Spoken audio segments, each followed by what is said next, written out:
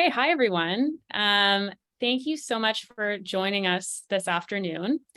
My name is Jacqueline, the managing editor with Fashion Studies, and I'm so excited to be introducing this special issue entitled Fashioning Resurgence on behalf of our open access academic journal. This special issue is the first to be published by Fashion Studies, and I can't think of a better or more important way to begin than with Indigenous fashion on Turtle Island. In this special issue, you will find 2 articles as well as edited transcripts of 4 panels alongside reflections of each panel by a discussant. In the first article, entitled I Love You as Much as All the Beads in the Universe, Justine Woods shares how her garment construction and beadwork practice is grounded in decolonial love and mobilizes across Indigenous solidarity, resistance, and liberation. The second article, Material Quay by Celeste Pedri-Spade, narrates 5 wearable art pieces, which were showcased at Indigenous Fashion Arts 2020 within Anishinaabe epistemologies and explores how these pieces center Indigenous life and matriarchy.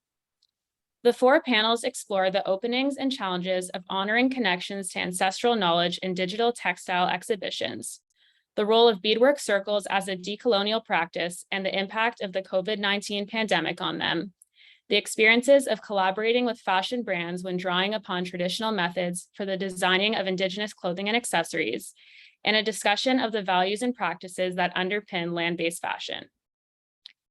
Today's panel, which will be recorded and shared on our website so that others can engage with today's conversation in the future, is moderated by special issue co-editors Riley Kucherin, Assistant Professor of Design Leadership at the Creative School at Toronto Metropolitan University, and Ben Berry, Dean of Fashion at Parsons School of Design.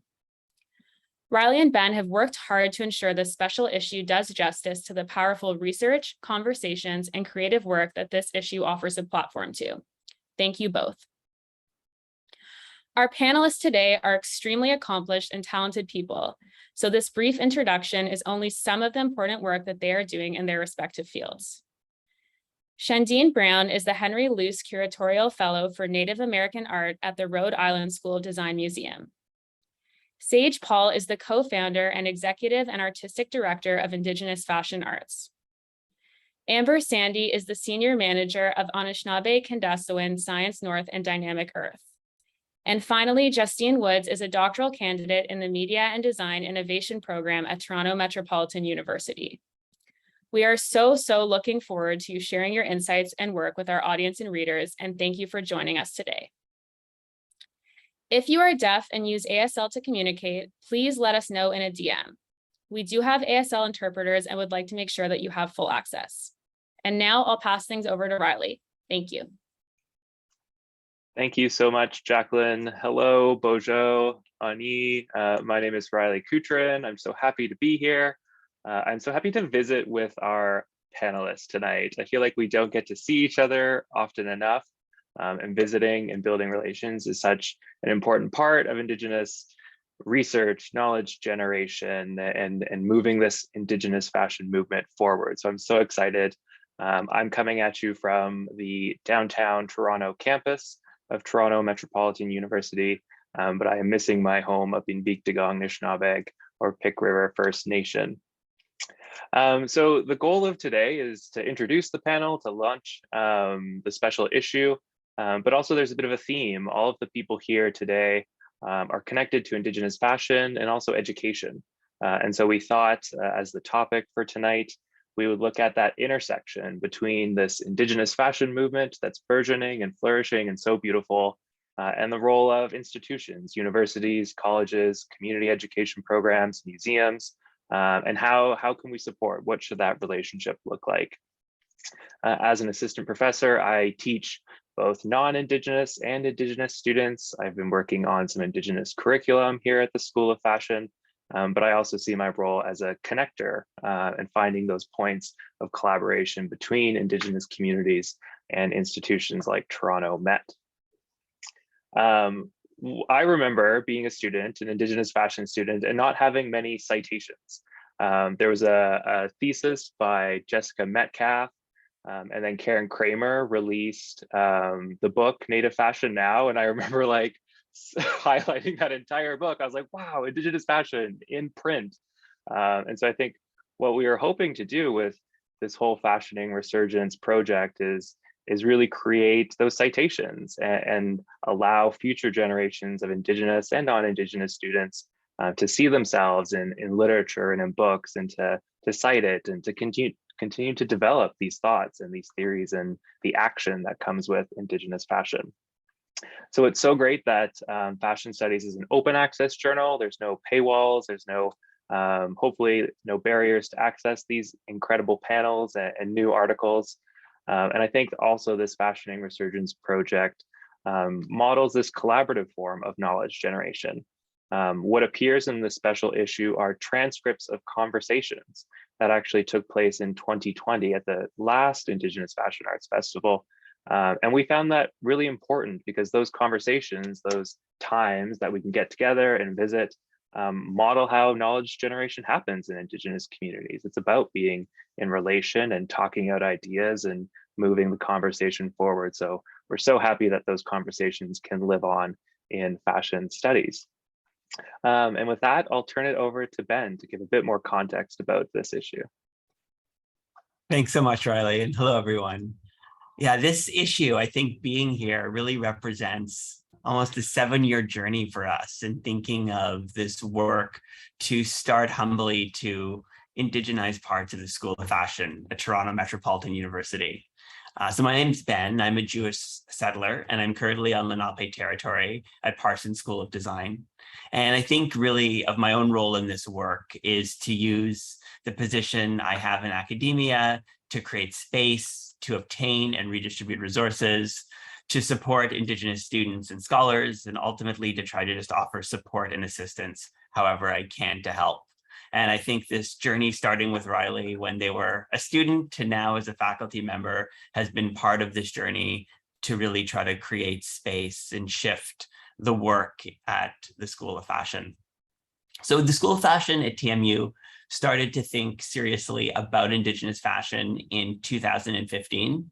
And this was in response to the Truth and Reconciliation Commission of Canada's call to action, and specifically for the education sector. And so we did this in deep partnership with TMU's Aboriginal Education Council. And it began with a panel that was hosted and organized by a faculty member in the School of Fashion, Anna Romanovska, in 2016, that was specifically about cultural appropriation in fashion and in design. And so this followed by the inaugural, what was called Fashioning Reconciliation, a lecture and discussion that Riley moderated and gave in 2017. And so this was really just the start. First, by acknowledging truths about colonization and exploring Indigenous responses and resilience and resistance. And Sage, Paul, who's here, and also Angela DeMontany were the first guests on the panel. And it happened in a mandatory class, Fashion Concepts and Theory in the School of Fashion. And so over that time, it grew and it changed. Reconciliation turned to Resurgence to better reflect the goals of Indigenous political movement towards the reclamation of cultural practices and ways of being. And this one lecture and panel also expanded. Fashioning Resurgence received a grant from SSHRC, or the Social Sciences and Humanities Research Council, in 2018 to bring together Indigenous fashion designers, artists, makers for a symposium that we did in partnership with Indigenous Fashion Arts Festival. And so this special issue really represents an outcome in many ways of that symposium, of the ideas, of the panels, of the conversations. So it's a long journey, but a journey that's brought us here. And so I'm so excited to be here with all of you and for this conversation and for this issue to be launched. Riley, I'll pass it back to you. And I'll pass it right back to our panelists. Without further ado, I'd love to hear how you're doing, maybe where you're joining us from, and if you could just locate or introduce yourselves. On my screen, I see Amber, Justine, Sage, Shundeen. So can we go in that order?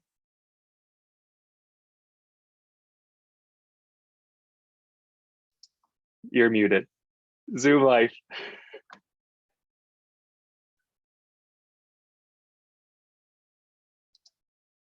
Oh, maybe we can't.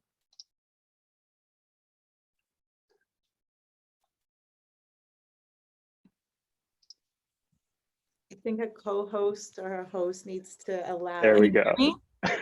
Okay. You think after 3 years of Zoom, we're good. It's been a while.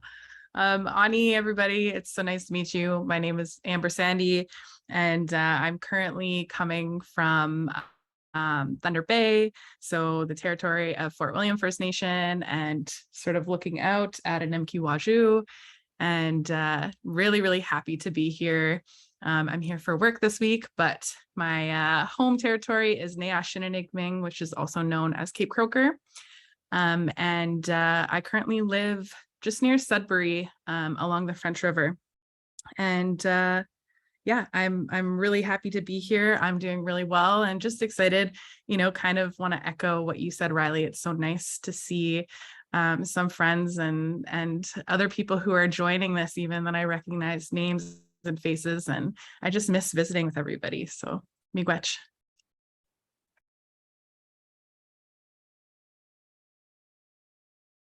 Justine, I think. I forget the order. Justine, then Sage, then Shanti. Sorry, I thought I was third, but I can go. Annie, hi everyone. Thanks so much for joining. My name is Justine Woods, and I am tuning in also from TMU's campus in my office at Sagajaway, which is an interdisciplinary center for Indigenous research and creation. And I'm doing really well. Just like everyone else, really excited to be here, really excited for the launch of this special issue. And yeah, just all the gifts that this issue is going to be bringing into the world. So I'm very grateful to be here. Miigwech.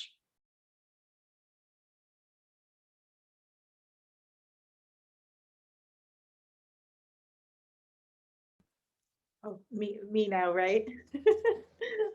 Hi, everyone. Can't see myself. Oh, that's weird. Okay. My name is Sage Paul. Thank you, everyone, for having me here. I am in Toronto, in my home, where I was born and raised here in Toronto. My family is in northern Saskatchewan, in a place called Pachinak, which is a part of Treaty 10, and we're on English River First Nation. I am the artistic and executive director of Indigenous Fashion Arts, as Riley mentioned. What else? Yeah, I'm just happy to be here, just as everyone's saying. I really love talking about fashion, and before this whole kind of explosion of Indigenous made fashion, and these ideas behind it, I really wished that I had a space to talk about it. There was not really much critical discussion around fashion and fashion outside of a Western culture. And so I really do value that this space is here and that we get to do this. So thank you. And I really look forward to getting to speak with everyone.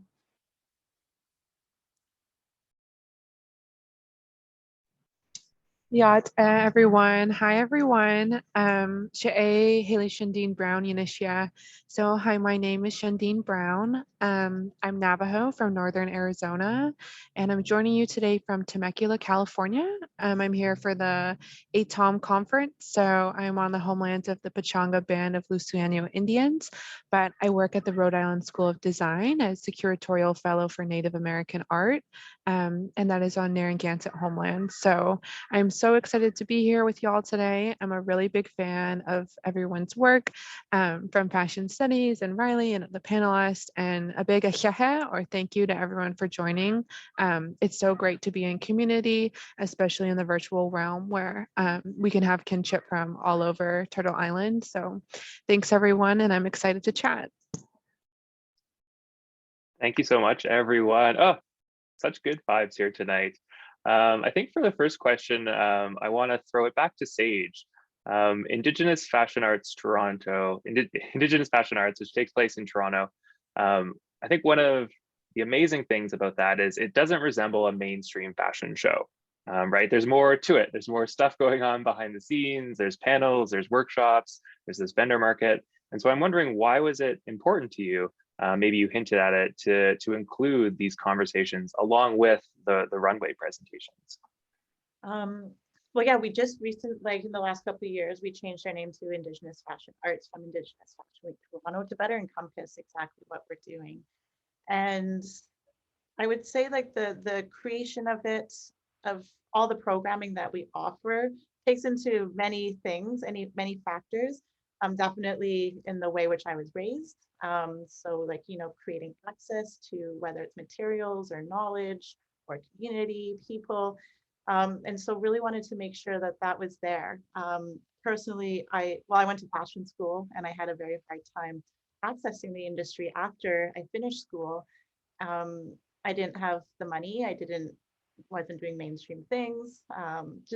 I just didn't have the access. And I started working at a film festival called the Imaginative Film Festival. And that was one of the first times I had seen Indigenous worldviews through a medium like a modern medium, or a Western medium like film.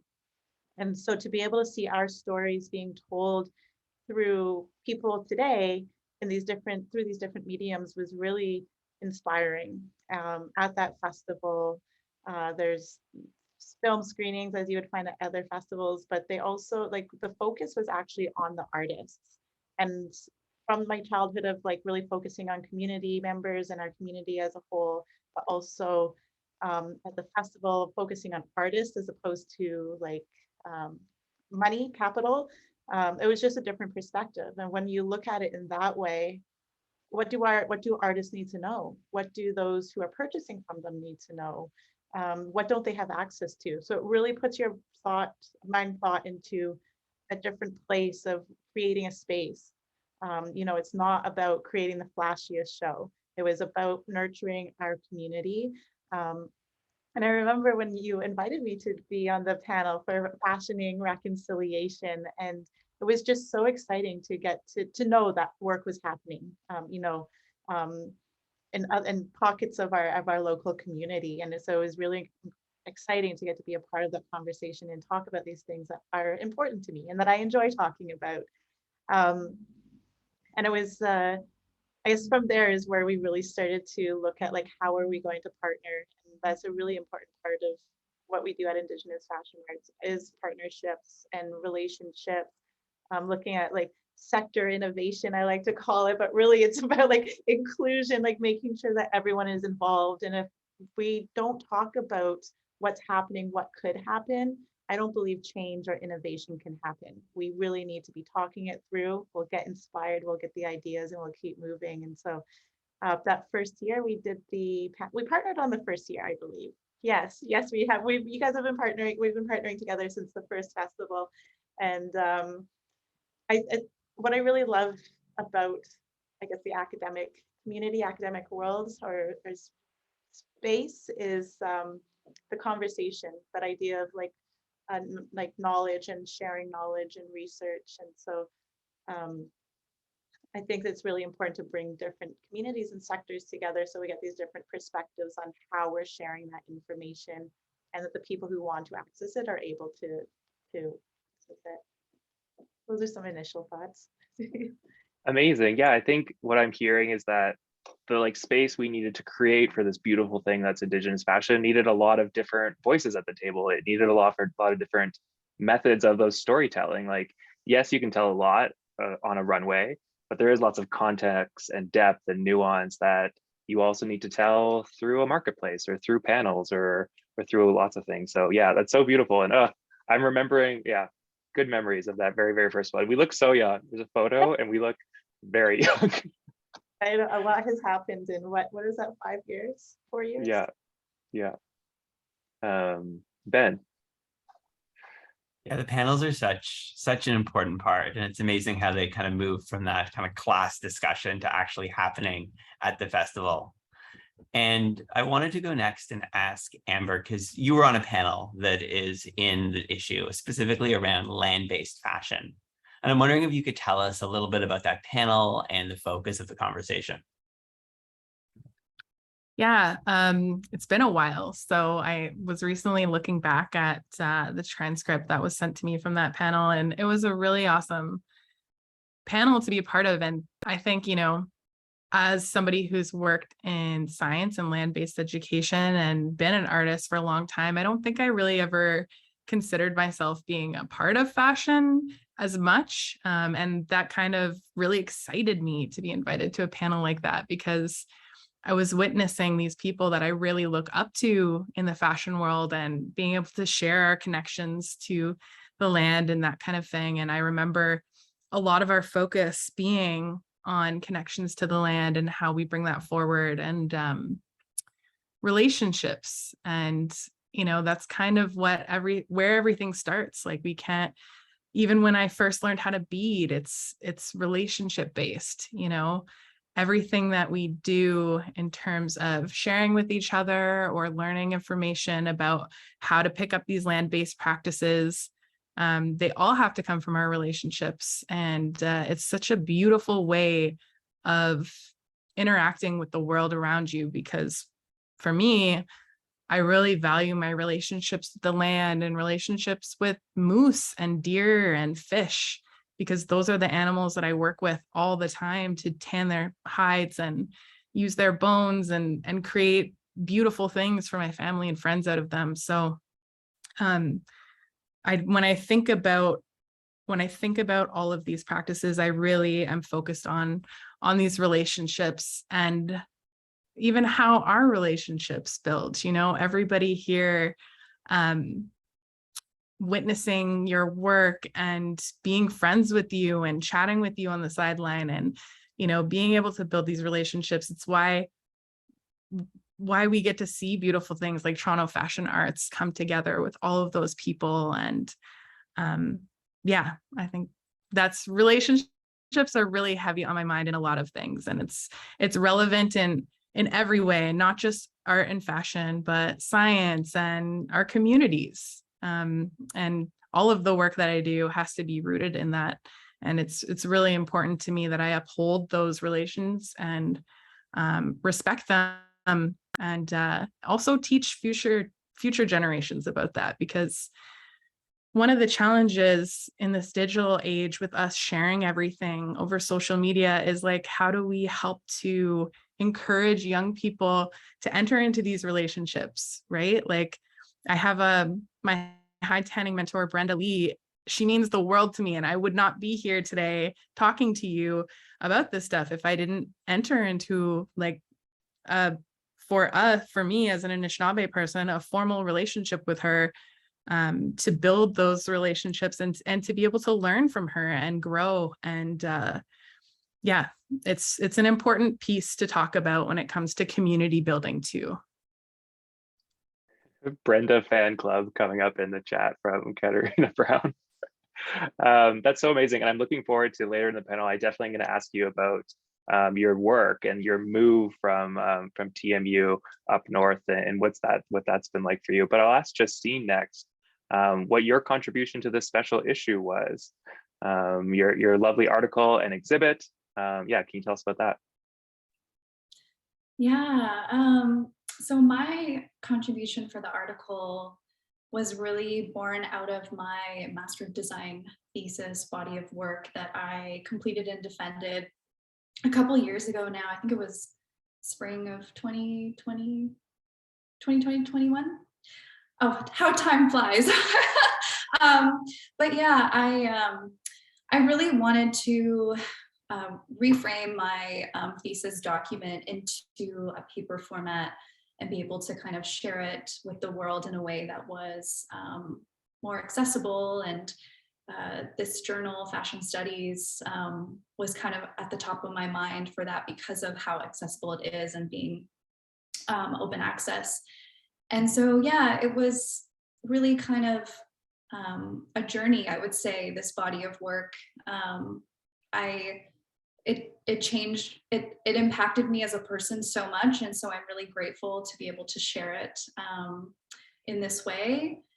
And yeah, I guess for me, it really kind of started with thinking about this idea of decolonial love, which this term and this concept of decolonial love, I first heard of this term through the work of Leanne Simpson and their book, Islands of Decolonial Love. And when I read that and I heard the term, I was like, what is this? I want to know more, and I want to explore it.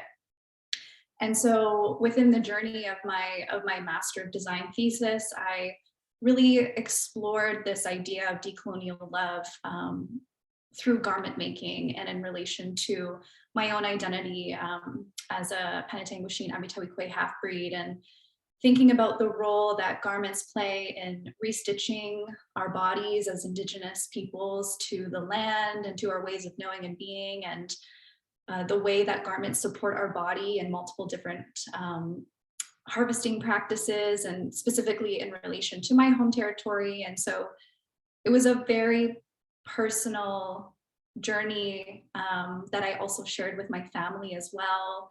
And I'm really grateful that I was able to have those moments of kinship and of relationship, as Amber was saying. That was something that was very integral to my work as well. And yeah, I guess I can say more, or you can ask me more questions, but yeah, I think it's, in a way, I just feel so overwhelmed and grateful about this work and just the different opportunities that I've had to share it and to speak to it, and just to really honor the lands that I come from, and to honor my responsibility to my community. And one of the guiding questions in this body of work was that I was answering this with making these garments was, how do I ensure that when my great grandchildren look out into Georgian Bay, which is where I'm from, they see all of who they are looking right back at them. And so this body of work is in honor of that, and ensuring that the future generations of folks in my community, but also just future generations of all of our families and can recognize who they are when they look out into the bay, or when they look out into the bush, or when they just look out into the world. So yeah. I love that. I love how intimate it is. And I know, Justine, we're gonna later on ask you more about how the work has developed and kind of continued to grow. So for all of our panels, we also have a discussant who shares a summary of the panel, reflections on what's emerged, and really brings together the conversation in this special issue. And Shandine, I know you were a discussant for one of our panels, and I'm wondering if you could share for us which panel you reviewed and some of the themes that emerged for you. Yes, absolutely. So I was the discussant for beadwork circles as resurgent practices. And the moderator of that panel was actually Justine, and she did a phenomenal job bringing the group together. There were several artists on the panel, so I'm actually going to try and drop all of their Instas in the chat so you can, while I'm chit-chatting, maybe peruse on Instagram and see their work. So they're all really talented artists. Okay, hope that worked. So there was Jamie Campbell from White Otter Designs, Britt Ellis from Blue Hummingbird, Teresa Stevenson from Iskew Rising, Christine Turner Tankamp from SS River Designs, and Katie Longboat of Katie Longboat Beadwork, and Adam Garnett Jones from A Beaded Boy, and then Tanya Larson, whose brand is just Tanya Larson. So, in this really amazing panel, they talked a lot about, there's just so many things to get into, but first, I think as beadwork as a resurgent practice, so as something that all of these artists, are very ingrained into and take very seriously, but seeing the beading circle as a way to have fun and have good medicine.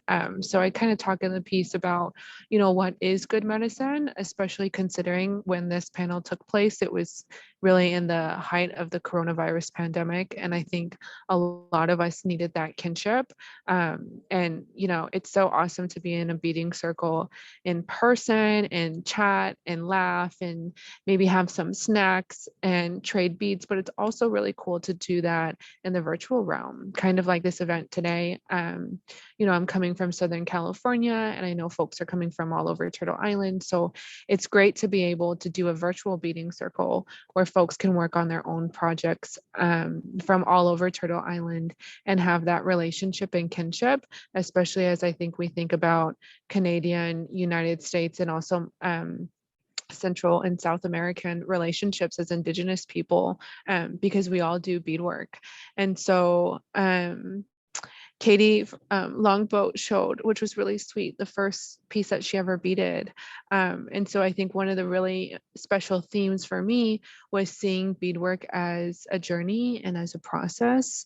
So reflecting on your own work. I'm also a beader, so I understand the need to be critical of, you know, your progress, but I also think it's very sweet to see where you started and kind of the nostalgia of, you know, who taught you to make your first piece. And so, you know, that was a really special moment. And also a theme that also came up was pricing. And so I think as Native people, for a long time, our arts were undervalued, or we weren't given proper credit and proper compensation. Um, you know, in my own work as a Native American art professional, I talk a lot about that pricing happening because Native people were forced into a cash economy and capitalism. And before that, we had trade networks and we had different ways of getting goods and services. But, you know, we see as Native people in today's day and age, pricing is kind of a contentious issue. So the different artists talked about how they do have, you know, higher prices for their work. But what does that mean as we're all interested in fashion, as these are unique couture individualized pieces, and they're not fast fashion. They're not something you can find at the mall. And then just a few more points I wanted to talk about with y'all is that Tanya Larson also talked about that community element of beadwork. So for her, she uses hide. And so how do we think about this beadwork practice in relation with hunters, elders, young people, and different community members? And so that kinship and that relationship that we take upon when we do beadwork is something that residential schools and colonialism try to take away from us. So, you know, as it's called a resurgent practice, it's really powerful for all of those artists to continue that and do it in their own unique way. And then the last point I wanted to share with y'all is that beadwork has, so Jamie Campbell said this, she said, beadwork has a way of finding the person it should go to. So I think there's something really special and magical about that. And so like as someone who is, you know, interested in not only the aesthetics and the visuals of the piece, but also that community element and that emotional element where a lot of, you know, the panelists take a lot of pride and put a lot of good medicine into the work. So how do we see beadwork as something that's not only art, but also a spiritual protector? And that's from the materials and the love and the way that it passed through different people's hands and even, you know, for hide specifically from an animal. And that's very serious. And that's something that we respect as Native people. And it's a really beautiful thing to think about, you know, your earrings going through all these processes and being just filled with good energy and good medicine. So I just again want to thank Justine for that because she did a really good job navigating the artist in the conversation. And I know it's been mentioned, but you can also watch the panel on YouTube. Thank you so much. And thank you for putting all those Instagram handles in the chat as well. What a powerhouse to like read that list. Like that is like the who's who of beadwork. I am still in awe and so grateful for that conversation and for it to exist online on YouTube as well. Thank you. Sage, I want to go to you and talk maybe about partnership development. It's a tricky thing and it takes a long time to be in relationship with people and be good partners. What are you hoping to gain from your partnerships, IFA's partnerships with institutions, colleges, universities, educators? I imagine there are lots of potentials and opportunities, but maybe also challenges as well. Yeah, a lot of thought goes into partnerships and who we will work with.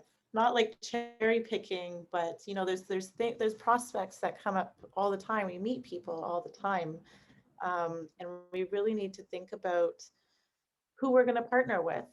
And so, I really turn to my values when I'm making those decisions, and I let that guide me. because it's not about money, although fashion traditionally, historically is based on a capitalist system. It's not so in our community. Something I wanted to mention actually about the prices that you were talking about, Shandine, was the like this perceived value. It comes like the lack of value for basically any fashion that is not Western fashion is it's undervalued because of colonization and appropriation and commodification. So it's just there. It's embedded in where we are to this day. And so thinking about how can we change those perceptions. And so one of the values that I actually I'm just working on our application right now, so it's kind of at top of mind. But it's about artistic excellence and access for designers, and really wanting to create and highlight that value of the work that is being created. And then one step further is that IFA, where Indigenous Fashion Arts, we're in a position where we can help facilitate some of these relations between our community members and industry. And the reason why I think that's important is that it's a lot of work to feed, and it's also mentally exhausting to navigate new relationships. And so, and this is a part of relationships and community building, is that we can't do everything on our own. So the relationships and partnerships that we have are integral, they're vital. We have to explore these if we want to continue serving our community. And my goal, the IFA's goal, is to be an international platform for Indigenous people who work in fashion, craft, and textiles. So we have to build these relationships with people from around the world. And so a lot of that is about bringing them our values, very like we're standing pretty firm on what those values are, especially when it comes to the protection of our community members, the IP protection of our ideas, of our knowledge, of our expression, whether it's cultural expression or artistic expression. And that is something that you can only figure out over like visiting, I believe. So I do spend a lot of time with the people that we're going to partner with. It's not like we're becoming best friends, but we really want to know who we're working with. And we have to go that one step beyond of just online research. We really need to talk with each other, because not only are we thinking about partners in terms of what can they give us, but what kind of paths can they open up for us? And some partners offer all sorts of things. And likewise, we also bring a lot of value to those relationships. So that is actually one thing I'm also really trying to remember, because I come from a place where I didn't have much. So I don't really feel like I've it's always, I guess they call it now, with imposter syndrome, right? Where it's like, can I actually do this? Can I do this? And so I need to make sure that I'm building relationships and with whoever that empowers me and understanding my value. And I think that's important also then ripple effect into our community members, is knowing that it's a mutual benefit. I think for a long time, Indigenous people are, people buy things because they feel sorry for, the poor Native person. And they feel like anything becomes charity when, we are all living on this land together. And I think it's really important that we are working together. So to sum that all up, really, it's about those values and making sure that you are like, I need to make sure that I am so clear on what these values are, where those values come from, always checking in with my elders, or, whether those are immediate family members or community elders, my peers, just making sure that there's a constant dialogue, because things are always changing, and it's always important to reassess those values and what we're looking at today, as opposed to yesterday or tomorrow. Yeah, Sage, I remember, you were part of the very first kind of panel we had, and the many conversations with Riley, and thinking through what this collaboration would look like with the panels and the expansion, and thinking a lot about TMU and what that partnership and that collaboration could look like, in a way that deeply recognized the benefits and the values that you would bring to the university and the festival would bring to the faculty and students. Amber, I'm thinking a little bit about the role you had at TMU and now sort of the change. And so I'm wondering a little bit about what your role was at TMU as Indigenous Knowledge and Science Outreach Coordinator, what that looked like, and how the change has been for you outside of academia to Science North. It's been huge. It's been a big change, and I'm still kind of in the midst of adjusting. So I took up my new role at Science North mid-July, and I feel like, this week I'm just finally comfortable enough and know enough of my colleagues that I don't feel like the total new person every time I step foot in a space with all of them. But it was so hard for me to leave TMU because similar to this current role that I'm in, I was the first person in that position, and I really had the opportunity to shape that program into what I wanted it to be, which is incredibly special. Like, as Indigenous people, and certainly as an Indigenous person working in science, without even a technical science background, it's very rare to find opportunities like that. So when that position came available and I read the description, I remember being like, did somebody write this for me? But it was a beautiful opportunity to be able to enter into a space that I was supported, and I had the ability to create programming that I wanted to see to showcase Indigenous knowledge and science. And really, the biggest thing that came out of that for me was hide tanning. I can't talk enough about hide tanning. It's like literally my lifeblood, and I feel like it will forever be now. But it was something that I always had wanted to participate in and take up. And I had been learning how to harvest and going out into the bush and hunting for years. And part of my mission with that was that I wanted to learn how to tan hides, and I wanted to be able to sort of just honor those beings that more of my family and my friends are harvesting every year. And that was a really big deal to me. And I'm a beater, so I love being able to have access to traditional materials. Like, that was something, just a few short years ago, I didn't have access to. I didn't have funds to support, purchasing home tanned hide, which is incredibly and rightfully so expensive because of the amount of time and effort that people put into making that textile. And it was at the Toronto Bead Symposium that I first met Brenda Lee Fan Club.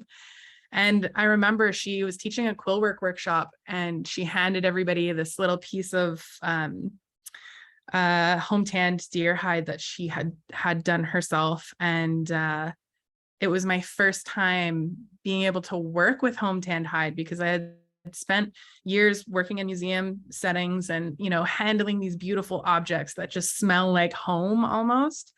And it was my first time sewing into it. And I remember at that moment, just how incredible it felt and how right it felt. And I quickly, tried to enter into that relationship with her and go help her with her hides for the rest of that summer. And it was a really incredible experience. So TMU kind of really helped to facilitate that, because I got to spend a lot of my time focusing on learning that practice and then bringing people into our space to share it with the Toronto community. And it was, I think we got to host maybe one of the second or third urban hide camps in Toronto, which was really incredible. And we had community members come out and be able to learn this practice and take home a piece of leather at the end of the week. And it all happened to coincide during our annual powwow as well. So it was just such a really beautiful space of community building. And, hide camps are always like that. So I miss that role a lot, because I had so much flexibility in space and it was creative. I got to create opportunity, but really the challenging aspect to working in the Faculty of Science is having Indigenous students who are studying science. We have so many barriers that are facing us as Anishinaabe people and Indigenous people when it comes to getting into STEM fields and accessing STEM education. So, you know, part of our role is to do at Sci Exchange is to do outreach and engage people in science. And I really struggled with feeling like it's not good enough to just visit First Nations communities and show off really cool science stuff and then leave. And what are those students left with? You know, what's the continuity? Where are they continuing to build their relationship with science and like see themselves in it beyond like one outreach event? So it was really important to me to create a program that didn't focus on that. I guess that's also kind of what was the driving motivation for my move to Science North.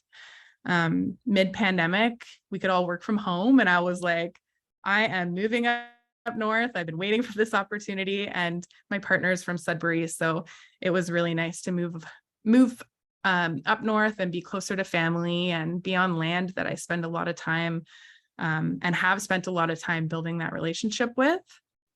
But at Science North, this is a new role as well. And I feel like it's an opportunity to create more space in an organization and an institution that I haven't seen myself reflected in the past. And so it comes with a lot of challenges that I didn't have at TMU. But it's also really exciting because, you know, I want to see a future where Indigenous kids come to Science North, whether it's in Sudbury or the new centers that we're hoping to build in Thunder Bay and Kenora, and they see themselves there, and they see themselves as scientists, and they see their knowledge reflected as science. And yeah. I'm so happy. I was so sad that you left the university, but I'm also so happy to see you up there and doing that work and bringing that work up there. We had one of the other panels was about education and like trying to imagine what is Indigenous fashion education. I think that was one of the things we landed on is it's everywhere. It's in every community. It's not just in major urban centers. Every community can have fashion designers and high tanners and be doing all these incredible things. I'm also just thinking of, I don't know, people should also look up Amber Sandy's Instagram, because there's a photo of you. I don't know if this will work. No, it won't work. But there's a photo of you and you're smiling. Your grin is just so big, like you're ear to ear. You look just like you're in the right place. And so that makes me happy. Justine, you are in the midst of a dissertation or a PhD, and so I'm going to ask the worst question you can ask a grad student is, how's your dissertation going? Or how are your studies going? They're going really good. Yeah, PhD is going really well. I think something that's really beautiful about revisiting this work that I did in my master's is essentially with my PhD, I'm just expanding further on it. I'm exploring things that I didn't necessarily have the chance to explore during my master's or the time for. And so, yeah, I think now it's kind of, you know, revisiting some of the ideas that I had that I talk about in this paper and pushing them further, thinking about them more expansively, specifically a process-based method called restitching that I kind of theorized and came up with during my master's as a way of thinking about how garments really kind of facilitate this embodied experience of reattaching and remembering and reconnecting our bodies to our ways of knowing and being, and to the land and to the responsibilities that we carry as members of our community, and specifically within a diasporic context as well, because my community was displaced. And so kind of thinking about the role that garments can play and the making of garments can play in honoring my community's home of Penetanguishene, but also our diasporic homeland of Drummond Island, and just all of that as well. So yeah, it's going well. It's going well. Thank you for asking. I think it's going to be really, you're in the first cohort of the new kind of practice-based PhD at TMU. And I think this will really set a really great framework and foundation and pathways for so many students to come after you with the work you're doing in this program and in a really new program. Thinking a lot about kind of the role in fashion education and museums in fashion education. Shundeen, I have a question for you. I'd love to know what you think is the role of the museum in supporting Indigenous fashion and Indigenous fashion education, and a little bit about your experiences and maybe challenges at RISD and what you've seen in doing the work you do. Sure. So like I said, I am here in Southern California at the ATOM conference. So that's the Association of Tribal Archives, Libraries, and Museums. And so, you know, being here and also just working at the RISD Museum, I think a lot about the harm that museums have done to our communities. You know, especially thinking about salvage anthropology and these ideologies where museums and institutions took as much cultural belongings and regalia and, you know, items of really important works from Native communities, because these institutions thought that we were all going to die and no longer be around. So they wanted to keep our stuff in these museums so that, you know, they would be able to teach from us once we were gone. And obviously we're not gone. We're here, we're Indigenous, and we're thriving. But so, you know, thinking about that positionality of museums, now how can we, I almost want to use the word reparations and kind of come together and heal from that. And I think, you know, as dark as that history with museums is, it's also very exciting to think about the possibilities and the futures of not only getting Native people in the space, but also really collaboratively engaging with Indigenous fashion designers and Indigenous artists in the museum. And like as a personal story, I remember when I was younger, my grandma would make my Navajo outfits and I didn't really want to wear them. And she was a professional seamstress, so they were gorgeous, but I don't totally know why, but well, I kind of do, but I didn't want to wear them. And then I went to the Heard Museum in Phoenix, Arizona, and I saw the way the Navajo outfits were displayed in the exhibition cases. And it was like a total shift in my mind. I like was so excited to go home. I must have been like 7 years old. I was so excited to go home and like put my Navajo skirt on.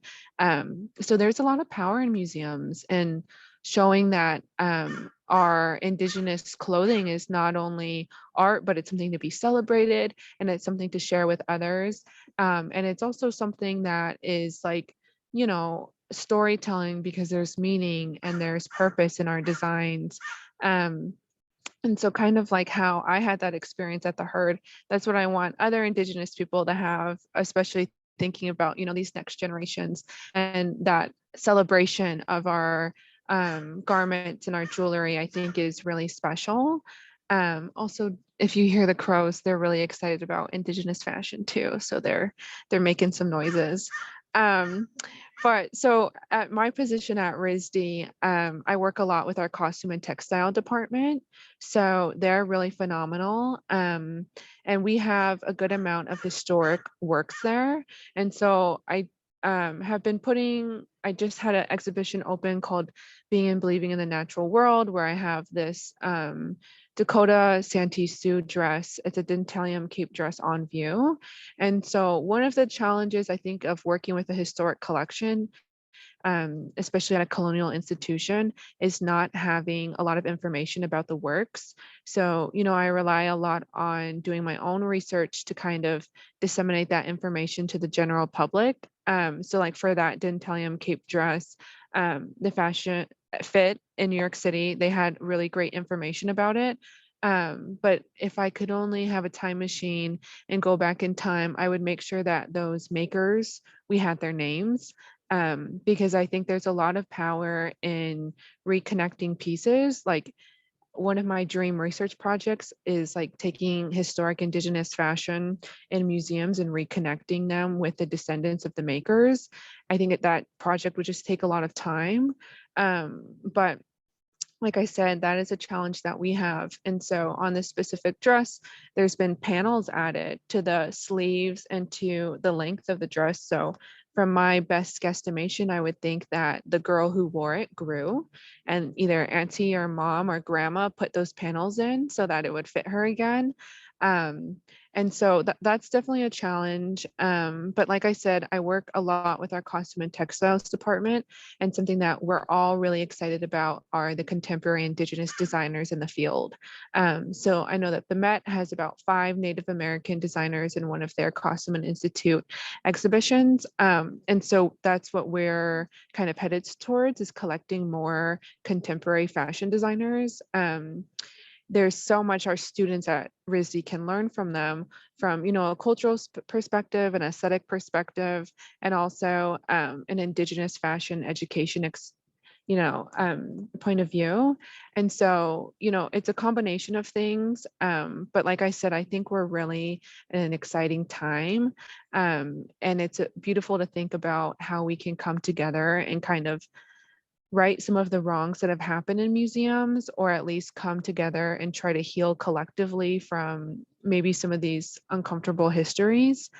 And Riley talked about Karen Kramer in Native Fashion Now, and she's one of my favorite, you know, scholars. And I think she writes in Native Fashion Now, we are in the midst of a Indigenous fashion renaissance. And I feel that, you know, so completely. Like this past summer, being at Indigenous Fashion Arts Festival was really exciting and invigorating. So while, you know, there's challenges in the work, and especially, you know, when your institution maybe is just now coming around to some of these ideas, it can be challenging, but like I said, it can also be really exciting. And it's great to hold space with people who are just as excited as me. Thank you so much. That was so beautiful to hear. Yes, it's so heartbreaking when you get into a museum and you're missing pieces of the story. But as you say, there's also such opportunity in that to connect with descendants, to connect with contemporary designers. I want that research project to be funded. I want that at every museum, every community. That sounds really, really incredible. I'll just mention for those of you in the audience, either in the Zoom room, you can use the chat, or if you're in person at Catalyst, perhaps you can ask someone to ask in the chat and someone can tell us. I'm not sure how we're going to do that. But I have one more question to pose to everyone, and then we can turn to audience questions if there are any. So in no particular order, I'm just wondering if anyone has any hopes for this relationship between the Indigenous fashion movement, this renaissance, as Shandine mentioned, and fashion educators or institutions, and what that relationship could look like.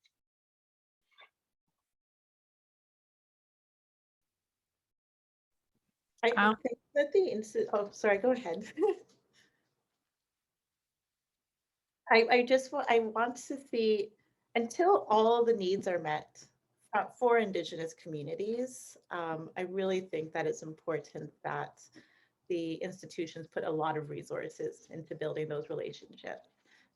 Because, you know, something that is so simple for an institution is a lot of work for an individual designer or an individual community member, paperwork, all those kinds of things.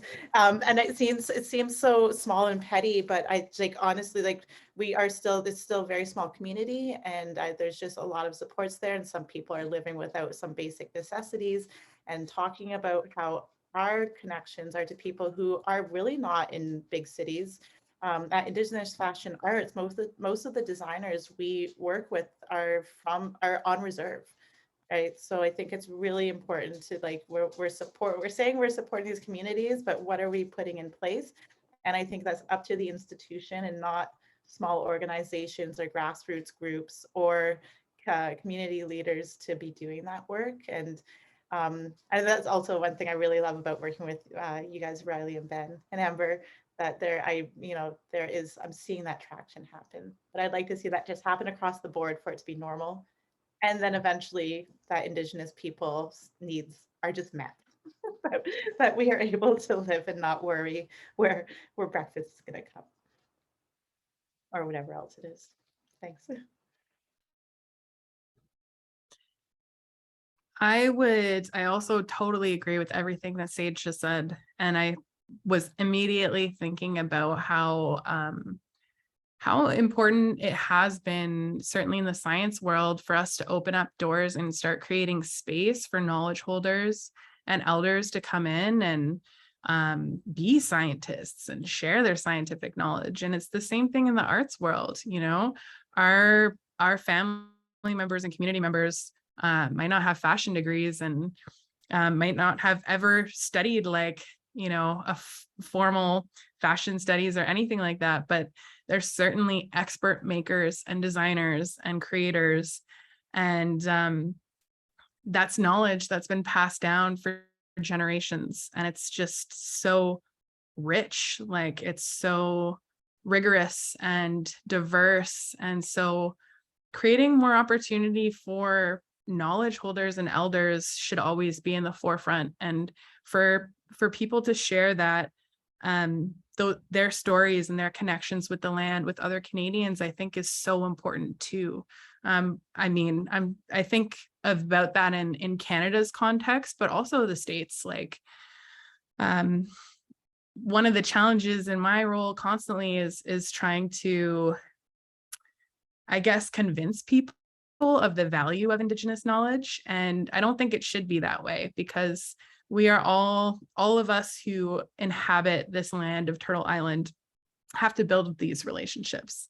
And if you spend time with knowledge holders and community members, and you just learn from them and listen, you're only going to be deepening your own connections with the environment and the land and the waters and the beings and all of those things.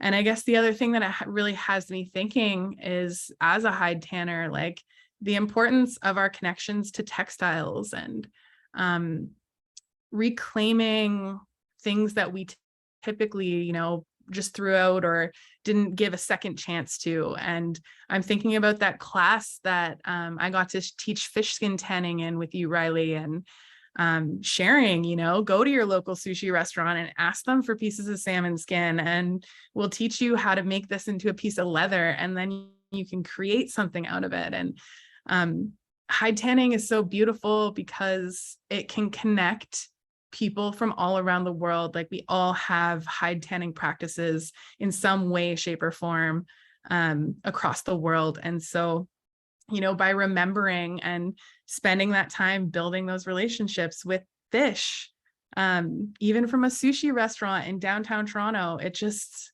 there's something that it does to make you remember and honor those beings and everything that they give to us too.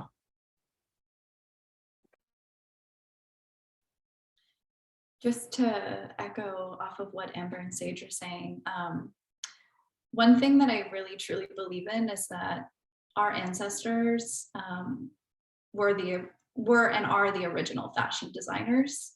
And so I think just, you know, creating spaces where that is truly and authentically and genuinely acknowledged, especially within spaces that are primarily built off of and around Eurocentric fashion knowledge and frameworks, and kind of breaking that down and really acknowledging that, you know, we look at the work of our ancestor artists, they were the original makers, the original designers, and that their knowledge is so valuable.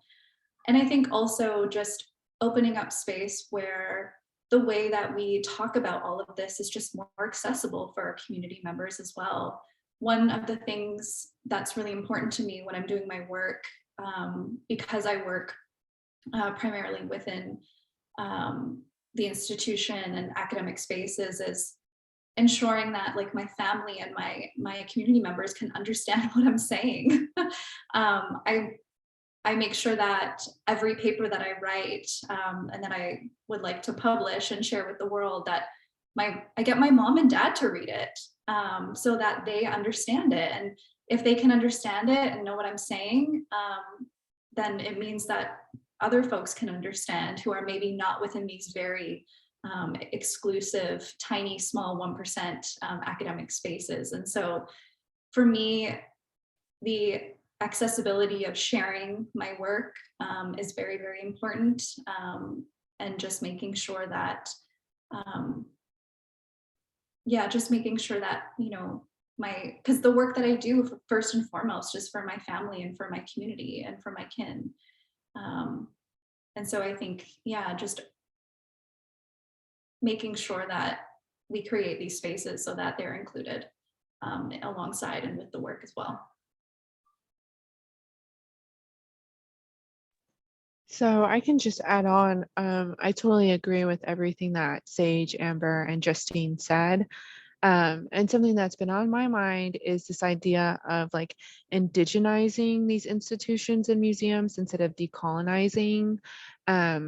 Because as someone who like works for a museum, if I wanted to decolonize, that might mean like burning the whole thing down. So I'm like, how do I do my best to indigenize and use my position and what resources I have to think of the work that I do in a more holistic Dene lens. And so that doesn't always happen perfectly, but I think kind of echoing what other folks have said is that means like giving enough resources to Indigenous artists and fashion designers.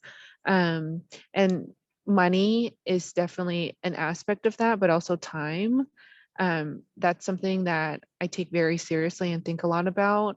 Also, these ideas of like long-term relationships. So if the museum is interested in someone's work, not just buying the garment and then never hearing from us again, but oh, can we invite you back for a workshop, or can we have you talk to the students? Kind of what Amber was saying about coming to a community, showing off your stuff and leaving. Like that's not our way. That's not kinship. It's kind of sustaining these longer relationships. And then the other thing that I think we've also touched on is this concept of elitism. So I just, you know, try my best to not enforce that. And just because a garment designer hasn't showed at a fashion show, that doesn't mean anything. Like there are so many different ways for artists to be valued, and that doesn't always mean by these Western standards. So getting folks at the museum on board with that is always it's challenging, but I think at least having those conversations about like who do we prioritize and trying to move away from Western models of, oh, they have to have this accolade, because as we all know, as Native people, our aunties and grandmas are so talented, but they don't care about that kind of stuff like accomplishments. And I think that is different. And then the last thing that I just wanted to add is like, this is a little bit more specific for museums, but when we acquire new works and garments into our collection, I don't kind of want that past history where just the garment was taken without the story. So for me, having a written or recorded history of, well, what do the form lines mean in the work, so that, you know, 100 years from now, when I'm no longer around, people at the museum can totally understand that story and that artist's view. So just kind of flipping the script from the way things were done, where the garment was taken and that's it, you know, and now we want a more collaborative and engaging practice where artists are heard more holistically. Thank you. I feel we could just continue the like talking about this one topic for hours. Thank you for these just really, I think, thoughtful and practical ways of what fashion education can do and how it can become indigenized. So thank you. I know now we do have some audience questions for the remaining time, and I'm going to pass it over to Jacqueline, who's in the Catalyst, with a question from the audience there.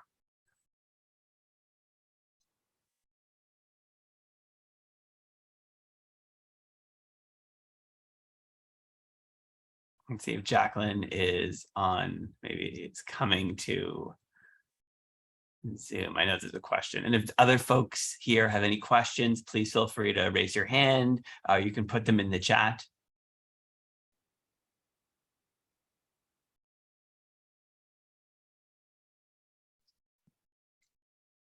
Oh.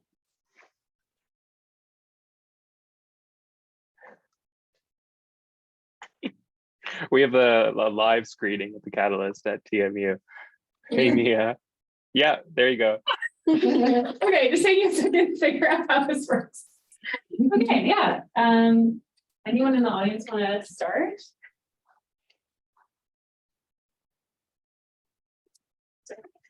Okay.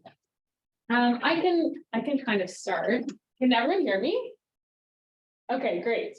I wanted to ask the panelists, what was it like publishing in an open access journal? Like, was that kind of your first time publishing in that format?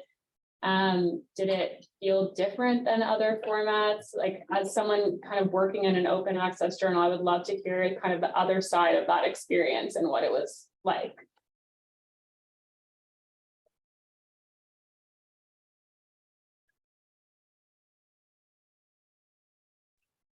I guess I can speak to that. So I have to say, I think it was the feeling that I got through the whole process was that it was very relationship oriented. I really appreciated the ethic of care that was kind of threaded through all of the different correspondences throughout the process, and with doing like the blind review and everything. Yeah, I guess this is actually, I have a couple other publications forthcoming this year, but this is my first like actual published paper in an academic journal. So I'm really, really excited about that. And I think, yeah, I felt a lot of care and patience, and just, yeah, it was a really great experience. If I can like sum it up in that way. Not to say that like other experiences that I've had were not good, but I think, yeah, it was very relationship oriented, I think would be the best way to say that, and with my personal experience. I think, and then I mean, I edited it, so I was the one reading the papers, but I think about what Sage said about values, and I've actually made a conscious effort to be very selective about where my work gets published. So I've published 2 other chapters, and I made it a non-negotiable that they had to be open access. Sometimes that meant me having to find my own grant to make that possible, because the academic publishing world is so awful. It costs so much money to publish, and it's just like this corporate machine. And I'm just like not interested in Indigenous knowledges going there.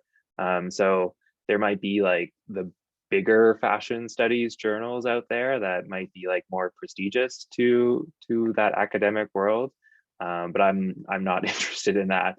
And so I've published with friends who were co-editors, to speak to Justine's point about relationships. Yeah, and people I know, people I trust, people who won't like hack away at my writing and kind of delete things or say, oh, you're being overtly political to say burn the system down. No, I'm not interested in being censored or being edited in that way. Yeah. From my perspective, it was like, because I work with the TMU, I work with the TMU, mostly Riley, in terms of facilitating that sharing of knowledge from IFA, because we program the artists and we get together the panels, and going back to the idea of IP and that sharing of knowledge and the protection of Indigenous knowledge. It's a fine line, because of course we want to share it and we want that visibility and that empowerment for our communities, but also we've got a pretty fraught history, so we want to protect it.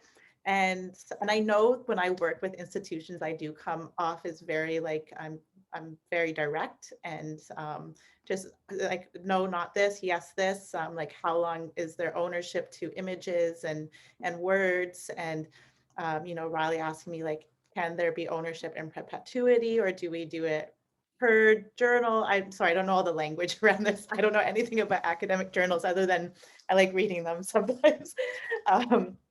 But just that thought around it, I think it was different. It was a different experience from working with other types of publications that to me are similar. So yeah, thank you thank you for going. I know how hard it is to navigate an institution and to take that extra work. It takes time. It takes time and more resources to implement that type of practice and change. Well, thank you, Sage. But it's yeah, it takes time, and but that's so important to take time, and like it can't be rushed. And as much as like we don't like or I don't like dealing with like legalities, it's so important to protect our people. And you know, like if one day I'm not here at TMU anymore, like we need to make sure our people are protected and we have that our good values are shown through like the life of these pieces. So I appreciate your perspective that you bring to that for sure. There's a question in the chat. This is an exceptional group of artists and the expertise here shows a wide range of interests. Will these panelists work together in the future to build on the success of the Fashioning Resurgence special issue? If so, in what capacity? Or Clarence is now asking, what do you think is the benefits of importance of Indigenous materials in fashion? That's another 3-hour panel tonight. It's so important. Anyone want to take a go at any of those questions? Well, I'm really excited to connect with Shandine in the future. I know everyone else, and I'm really excited to continue working with each of you in various aspects. But I'm very excited. Like, this is the exciting thing about these types of projects, is that you can connect with new people and continue to learn and listen and share. So that's to that first question. I mean, that it was a nice segue into the last thing that I wanted to say tonight, was that this isn't over. Fashioning Resurgence does not end with this special issue. And so we are really looking forward to another call for new papers, another call for more discussants. There were 8 new panels at IFA 2022. Justine, you were on one. Amber, you were at IFA again, doing another workshop. So yeah, I am thrilled and hopeful for this to continue and the conversation to grow and expand and include more people as this journal gets bigger and as Fashioning Resurgence and this movement gets bigger. I think we should go to our giveaway. We have a giveaway. I'm so excited. So I believe Deanna is going to facilitate. We have 5 copies of Native Fashion Now to give away to audience members. Sorry, before I throw it off to Deanna for the giveaway, also want to remind everyone that Volume 5 submissions, there's already Volume 5 is coming up, not for Fashioning Resurgence, but Volume 5 of Fashion Studies. So always looking for articles. I think it's also safe to say, if you have an idea for an article, just to get in touch with us anytime. Deadlines or no deadlines, we're open to conversations and collaborating with you. But yeah, Deanna, do you want to, I'm not sure how we're going to do the giveaway because we have in-person audience members, we have Zoom audience members.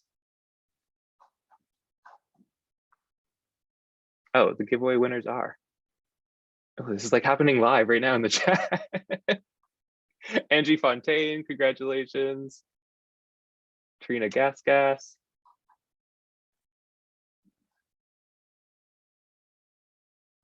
Hey, Jacqueline. Oh, Romana. We love Romana. Congratulations. Hey, Allison. John Carlo Jordan.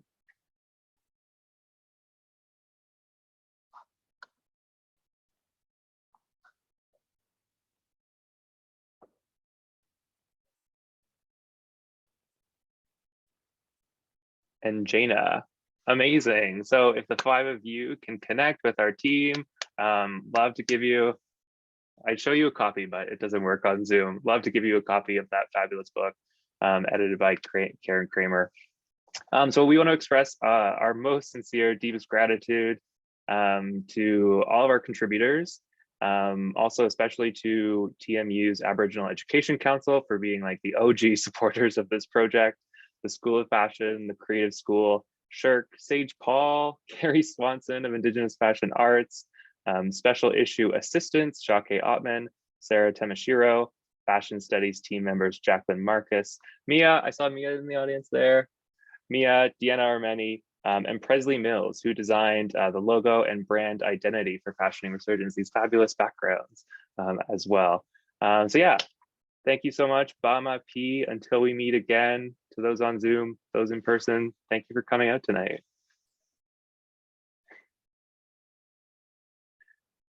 I'm gonna come to the Catalyst, save some sandwiches for me. I'm coming too. Okay, see you everyone. Are we unmuted now? Yeah. Yeah. Congratulations. Yay.